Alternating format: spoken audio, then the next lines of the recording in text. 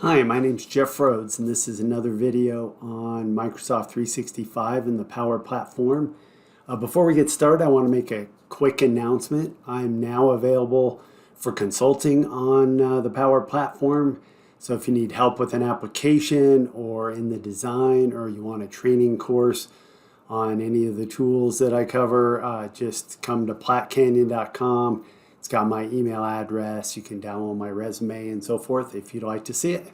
All right, let's get started. So this is the first in a series of videos that I'm going to do building up to a model-driven Dataverse application. So I resurrected a sample app from my first book. By the way, my book here is Creating Business Applications with Microsoft 365, but the previous edition was the same title, but Office 365. And right at the end, I did a version of a training class sign-up form. And not as elaborate as what I'm going to show you today, but wanted to build on that.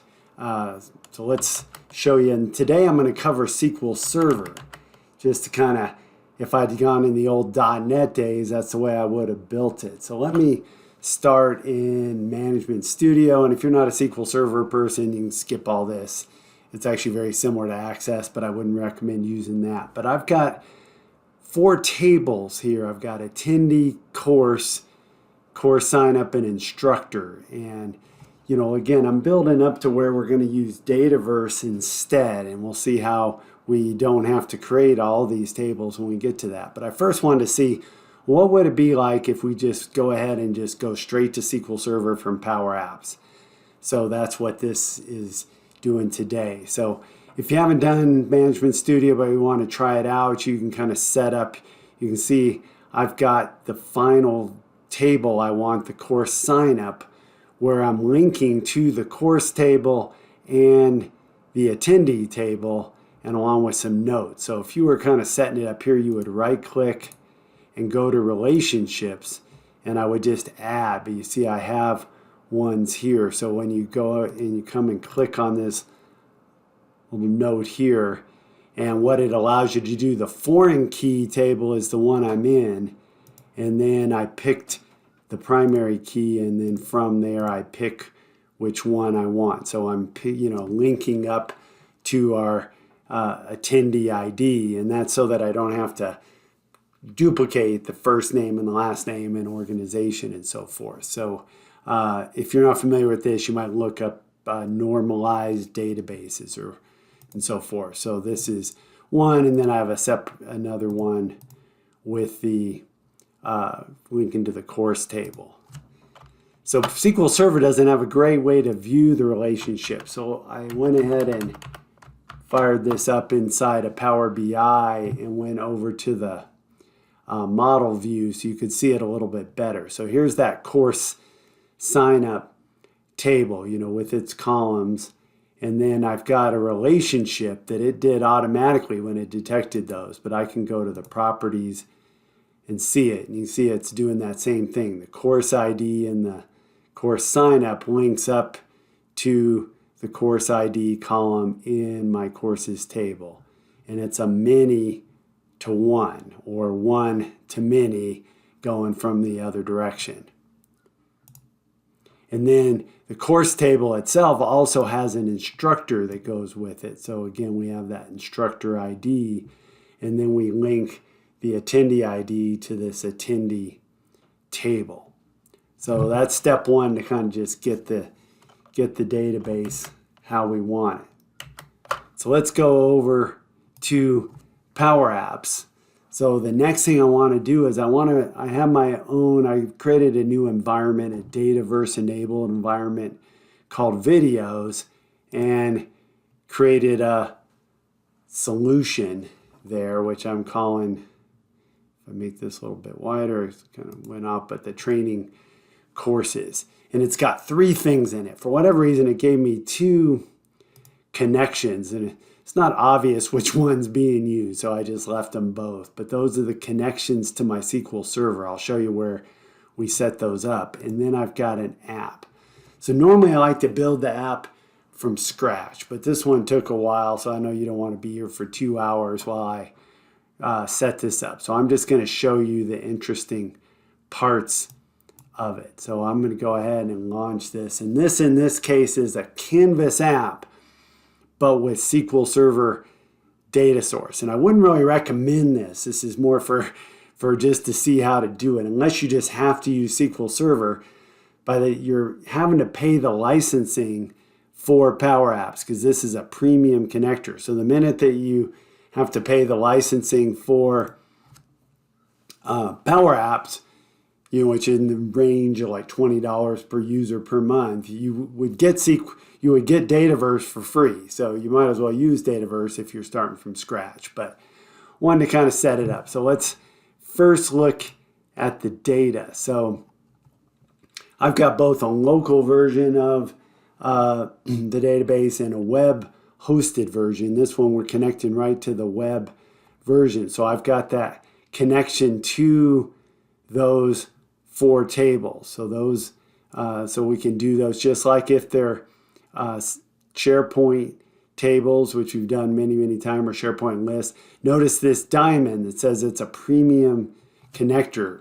So this environment I set up is a developer environment, so I'm able to do that without paying the money myself. But if you go to deploy this and migrate it, to a production environment and so forth, you would have to pay that money. So let's get back to it. So this screen, not very too interesting. Let's kind of look at that part of the app, though. I'm just going to go to each of my tables. And so let's go to the instructor table first, and can see got a little bit going on here. So I've got where I can edit or add the instructors, and I can also see my associated courses down here. So as I click on edition 1, I can see what courses are that instructor teaching. So again, I can't edit it here, but it's a lookup and it's using those relationships. And what I did here, I haven't done it in a while, so I looked at some of the new screen types and used those pretty significantly. So let's just look at that for a minute. So as we come in to screen, you can see they've got all these new screen types, and most of the ones I used was this table and form. So you can see that's what I did there, and then I just added another container to get that second grid at the bottom or table at the bottom. So let's go look at that first instructors page. I'm going to close these properties for a minute, give me a little more space so we can see it a little bit better. So it came with the search bar and all this. So the first thing you really just have to do is you have to go ahead and set up your data sources. So we had this table already here, and then I set up the search. So you can do filter or you can do search. And many times you stay away search because of delegation and so forth. But with SQL Server, this wasn't a problem. You notice I don't have any of those little exclamation points. So it's pretty straightforward. So when I search, I get to have what I'm searching was the instructor table. And then I get to search for all of these things at once because I can just comment eliminate it. So I'm searching input value 1, which is this table up there. And then I'm searching for first name, last name, title, email, and phone. So that's kind of cool. One thing though, that this new kind of modern data canvas, it doesn't take effect until you go ahead and leave the field. So hopefully they'll change that. But notice if I say drummer here, it doesn't look like it's working, but if I tab out, then it goes into drummer. Or if I say musician, oops, if I could spell, then I get a couple of those, and I can sort up and down, sort by last name, go the other direction. Whoops. Oh, I got to apply. There we go. And it goes in. All right. And then let's go look at the second part. So over on this second grid, so the first thing, if we go inside, so it's got lots and lots of containers. So I've got a screen container, I've got this header container at the top. So actually, let's just talk about that for a minute, because this is the first time I've used this modern header to control, and it works well. It's got lots of nice stuff, but it doesn't have a spot for a back button and so forth. So rather than go through it here, let me point out our good friend Reza, who does lots of great videos. He did a modern header control in Power Apps, and if you go about 11.5 minutes in, he talks about how to do it. So, but the gist of the solution is you go ahead and add the icon to it, and then you have to go to the reorder and either move it to the start or move left until you get there. But then on the header itself, let me go back to these properties for a second. You have to go in and change the width, because it's got a minimum width.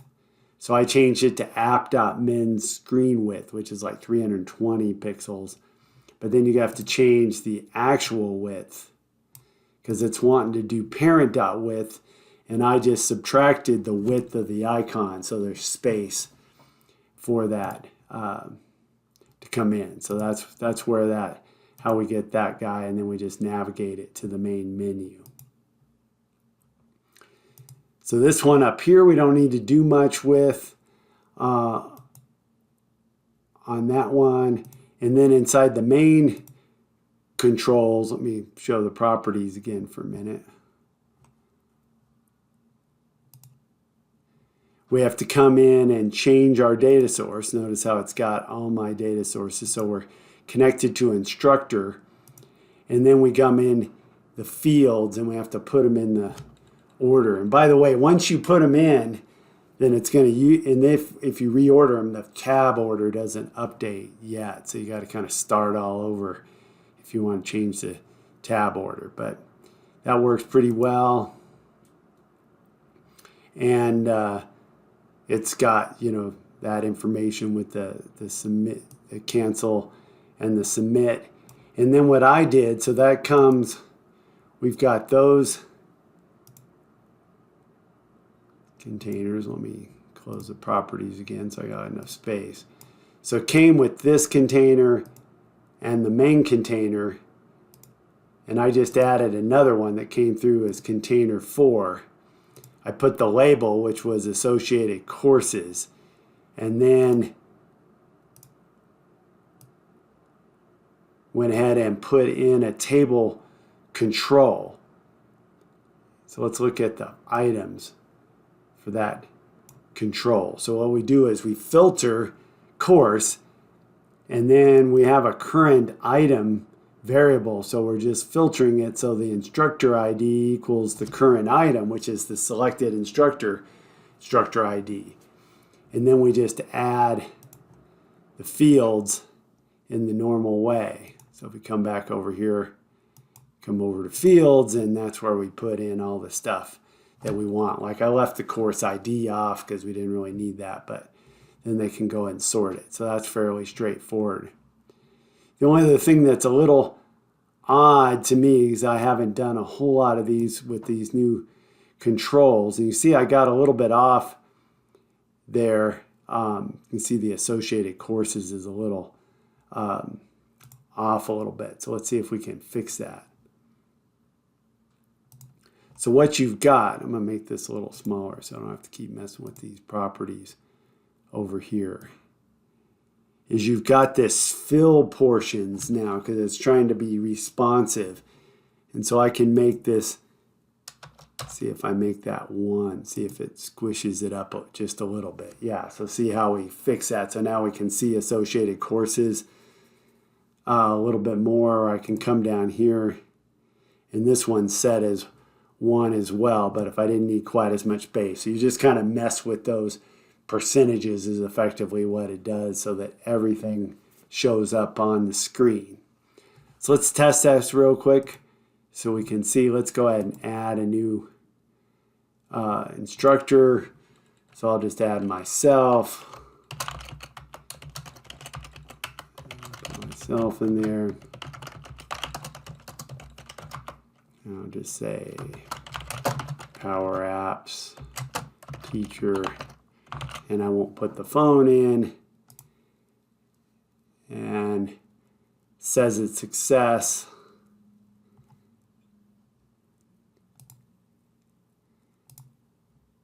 Oops. Oh, I closed that. Sorry, I meant to run that. It'll refresh there for a second. Let's go back over to SQL Server. I'll show you. You can test that. Oops, did the wrong screen. So I've got my web database over here. So if I go to instructor and just say select top 100 rows, there it goes. See how it just put that in there right now. So it kind of shows that it wrote that right to SQL Server. All right, let's go to the next screen. Attendee screen, so very similar here. Just start it up, see if we see anything too interesting. So this is kind of showing the courses that that person's in. So it may not have any. I think the only one who's showing up right now is that Joe Cool has it in there. So we can add an attendee. Now this one will probably change a little bit later. You know, we can grab the current user and add that user to the attendees automatically, or maybe, you know, change to have some particular roles of who can do what, but it uses pretty much the same thing. Get rid of that so I don't have to keep going through. It's pretty much the same technique as the previous one. So let's go to courses. Again, same kind of thing.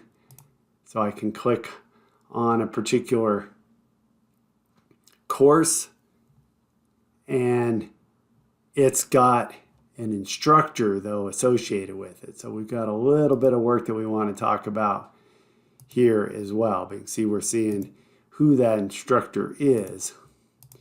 But let's show the functionality first. So if I first hit edit, then notice my instructor gives me all the people. So I just remember how I just added myself. So it's got on there. I haven't found a way to have it show more than one data element. So you're only seeing the last name there. And then all the rest of this is kind of normal stuff, you know, where it's the more modern controls. It's got 24-hour clock. I could probably change that to the 12-hour AM PM, but haven't tried that yet.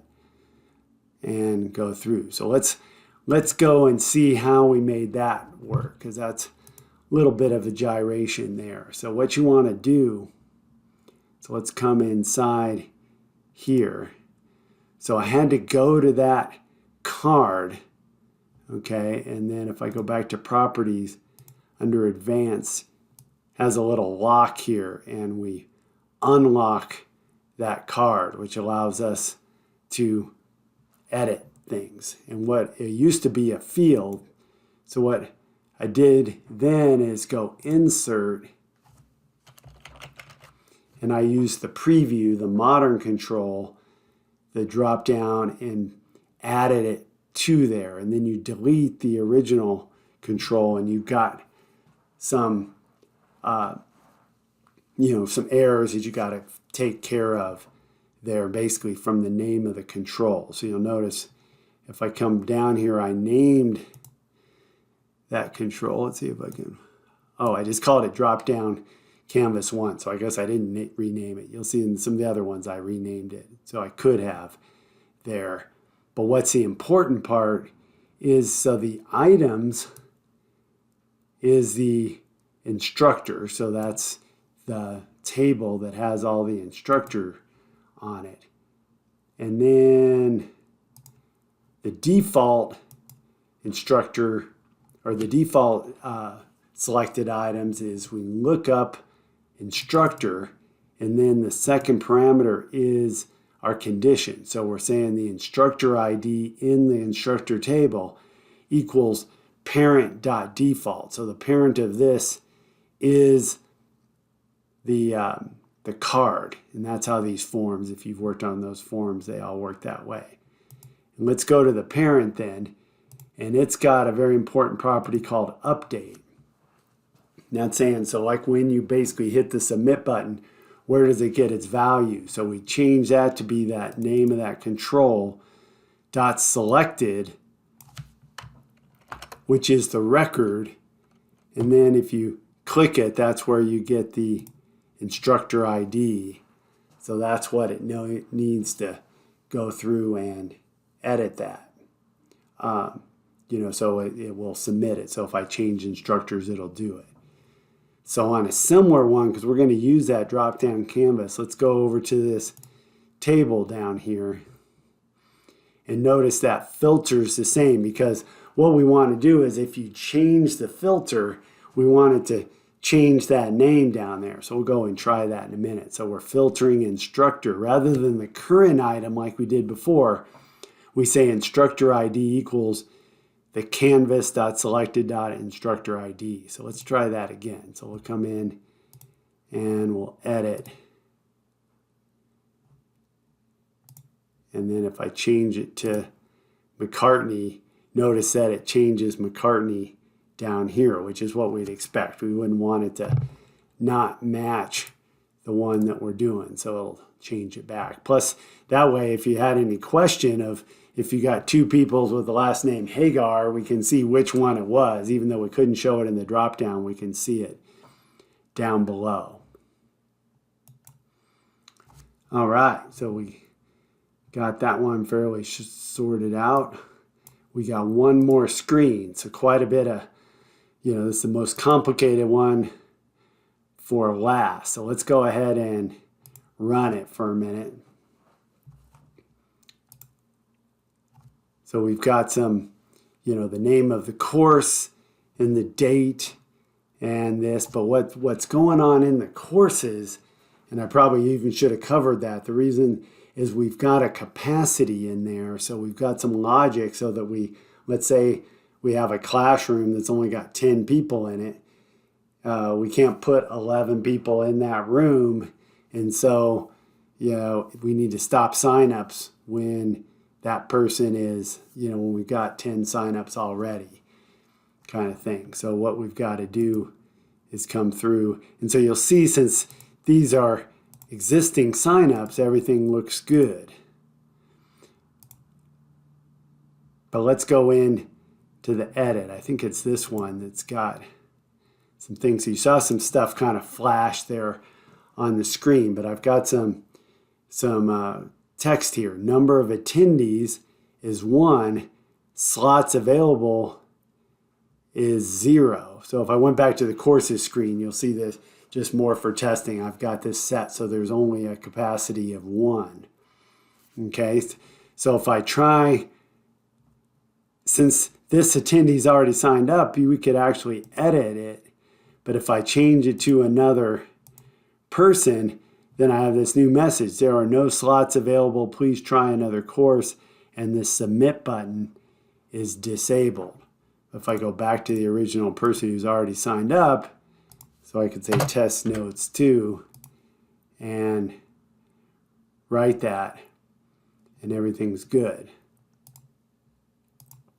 So let's go in and look at a new selection. So everything goes away when it's new, and there's actually quite a bit of logic to get those to go away. But now I'm going to put that drumming, and then it looks for the attendee. Notice if I say cool, it's telling me there's no slots available, but it already says you're already registered for this course, so you can't register again. But if I go to Appleseed, there's no slots available. Please try another course. And it's telling me there's no slots available. But if I change it over to guitar, there's 100 slots available. Nobody signed up yet. So I could do it, and I'll just say, some sign up notes.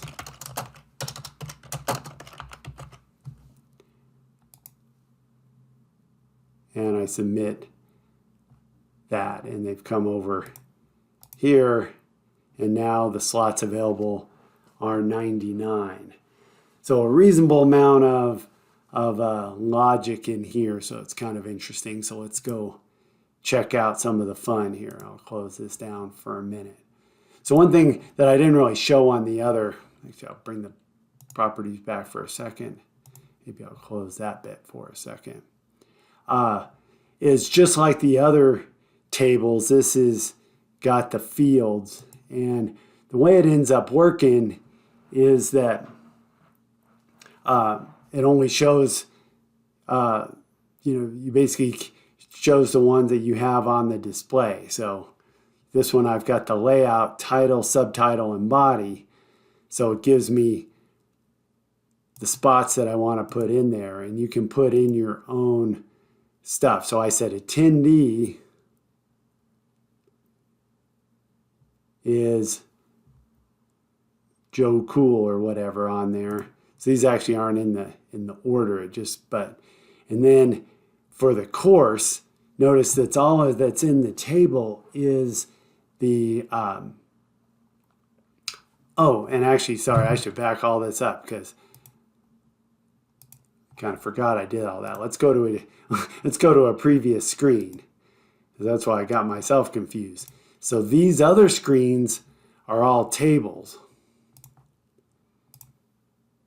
See, it's a table. So then the fields, it just takes the top three. So that's why it gets course name, course location, course capacity. And you can't really edit any of that I could find to like put some special logic and so forth in it. So that one, for the rest of it is good. But by the time we got over to the course sign up screen, that wasn't good enough because all I have in my table is course ID and attendee ID, which is just a number, which doesn't mean anything to anybody. So I swapped this out on this one and used a gallery, kind of old school on it. So then when you've got the gallery, we can set the time, and then I can go kind of standard way that you would have done in the past. So I look up the course table where the course ID equals this item dot course ID, and then that's a table. And if I say, or that's actually a row, and then I say course name that we wanted. So that's how we can see which course it is. And then similarly, come in and get the course date. So again, look up the course where the course ID equals this item dot course ID, and I'm going to put the start date time. And then attendee, very similar. Bring this down a little bit.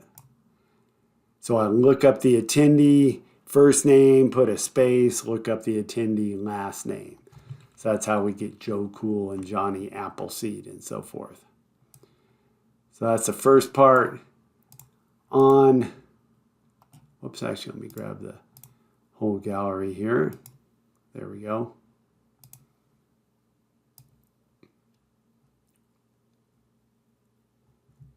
Oh, it doesn't look like I've got the container itself. That can be a little challenging. Let me find it down here.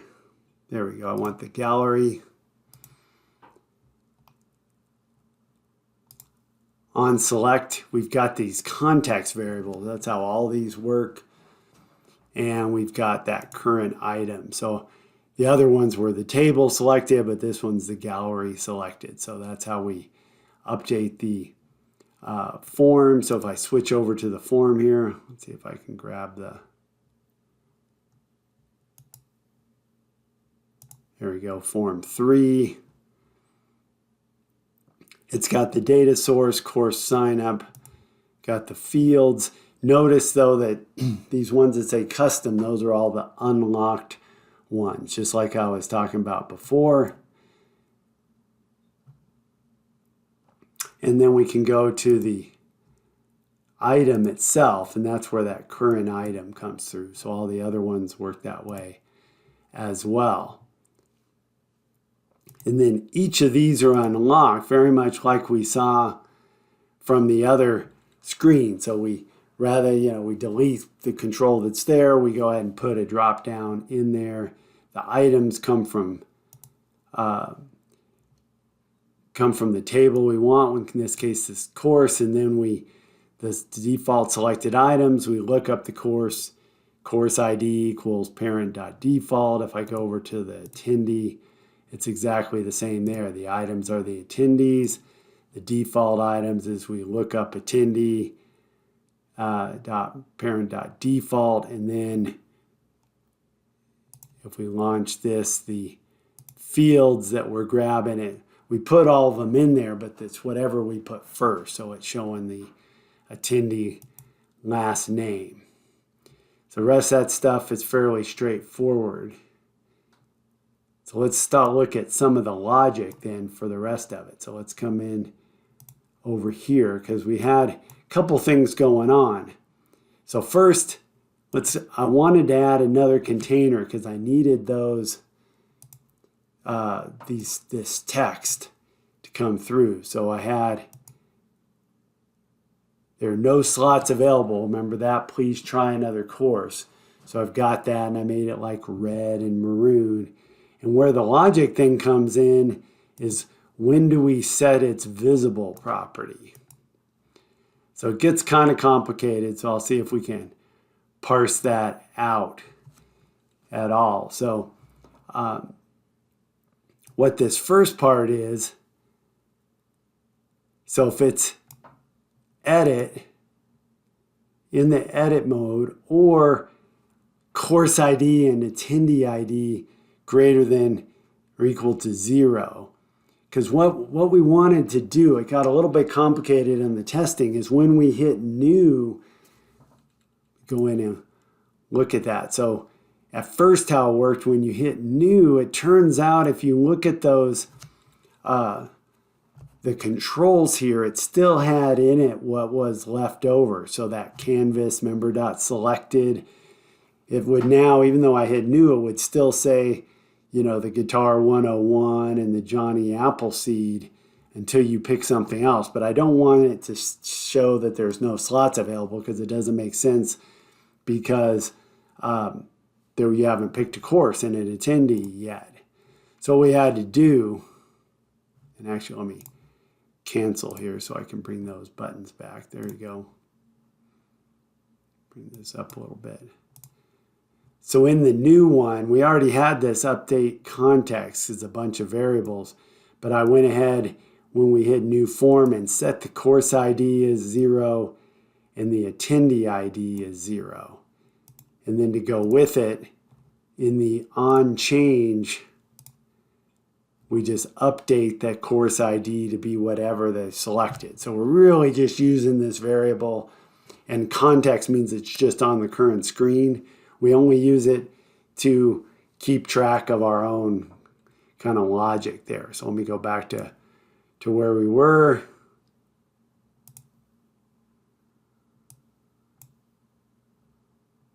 Where'd this guy go down here? There we go. So there's our no capacity. So either it's edit. So if I come back, so in this case, if it's edit, then they're okay. But if it's new, then we're looking for this. And then we got all this other stuff. So the value is inside down here, I've got a slots available box.text. So if it's less than or equal to 0, means that there's no slots available. And it's either new or it's edit, and we also basically redid this canvas ID for in the case that it's selected, so it's looking at which ones they selected. So all of that is the visible, and we pretty much have the same, very similar for the other one. This one says you're already registered for this course. So what we do here is, again, we've got that first part that's the same, and then we're making sure that there's a selected course and a selected attendee. And then this is the important part, is that we're counting the rows from our sign up for the course ID and the attendee ID. And if that count rows is greater than 0, then that means that they are already signed up. And so we just kind of make sure the rest of the thing. So that's why if it came back and says, hey, you're already signed up for that one. So that's that part there. And we wanted to make it fit. I just put it in a separate container because I got kind of a lot going on. I reused this container down at the bottom for my, showing how many people and so forth. So I've got a number of attendees container, and that's got very similar visible on it. But all I need is that first part. So either it's in edit mode or the course ID is greater than 0 and attendee ID is greater than 0. So again, that it's in new and they've already selected an attendee in a course. So the minute we get that, then it will show it. And I've got two, close this a little bit.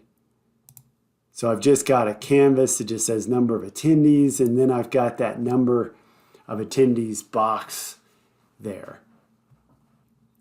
And again, it's that count row. So we're filter, but only on the number, only on the course. So this will tell us how many attendees are in that course.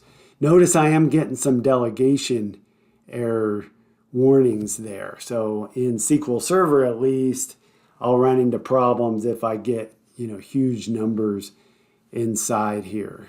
So we probably could find another way than this. It's this count rows there, but it was good enough for this situation.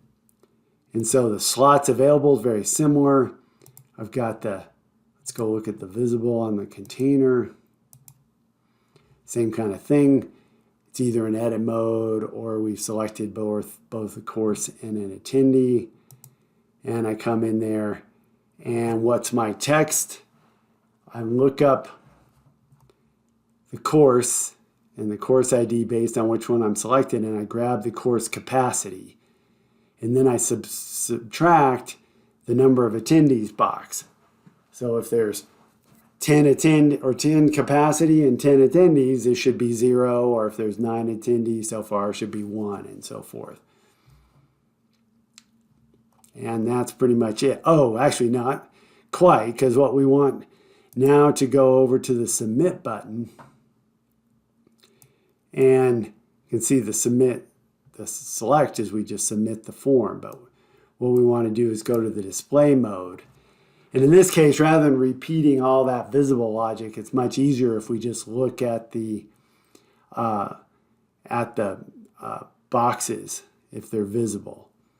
Okay, so if either the no capacity box is visible or the already registered box is visible, then we disable it. Otherwise, we put it in edit mode. So that's how we make it so they can't submit it. So, all right, let's show that once more time just so we can kind of see all the things. So again, we don't do anything when we're in this first view here. Let me find the drumming one. We go to edit. We get these are automatically shown, number of attendees, slots available. Oh, and I did put some color coding as well. I'll come back and show you that just so it was green, orange, or red as it went through. So I was playing around a little bit. And then if I change it to a different person, then it says there's no slots available. Come back here, I can cancel. If I say new, everything goes away till I pick a course. If I pick that attendee, it says, hey, there's no slots available, but you are already registered. If I pick a different one, it just says there's no slots available.